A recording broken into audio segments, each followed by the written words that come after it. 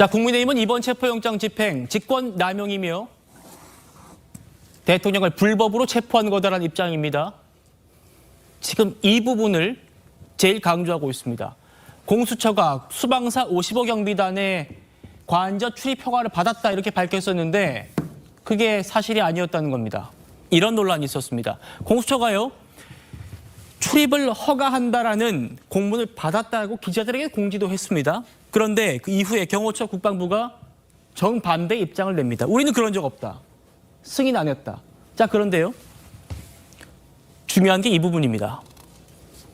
자, 지금 화면 나가고 있죠? 이 55 경비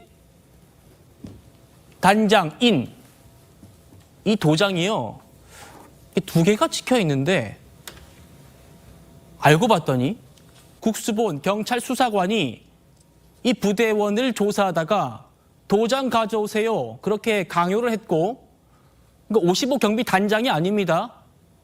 단원을 조사하는 과정에서 관일 가져오라고 했고, 그거를 가져오니까 공수처와 경찰 공조본이 직접 관일 찍었다는 겁니다. 두 번 찍혔는데 한 번 찍고 좀 이상해서 두 번 찍었는지 모르겠습니다만 두 번 찍혔잖아요. 저거 55 경비단장 찍은 게 아니라는 겁니다. 경찰이 찍은 거라는 겁니다.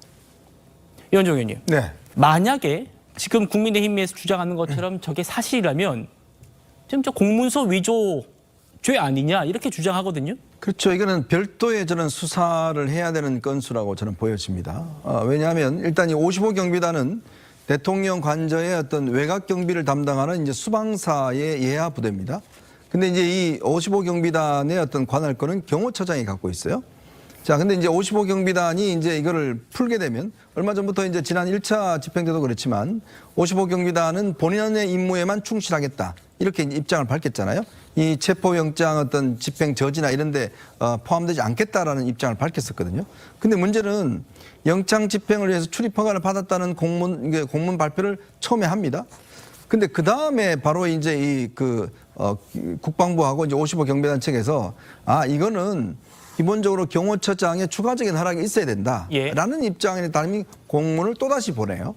자, 그러니까 이 공문이 있음에도 불구하고 지금 이 무리하게 저런 발표를 한 거거든요. 근데 또 알고 봤더니 결국 그 공문도 지금 뭔가 이제 이 조사 과정에서 뭔가 이게 좀 석연치 않은 지금 이제 행동을 통해서 이 경찰이 저런 관인을 지금 어떤 면에서 보면 강제로 찍게 했다. 이런 네. 지금 의혹이 있는 거 아니겠습니까?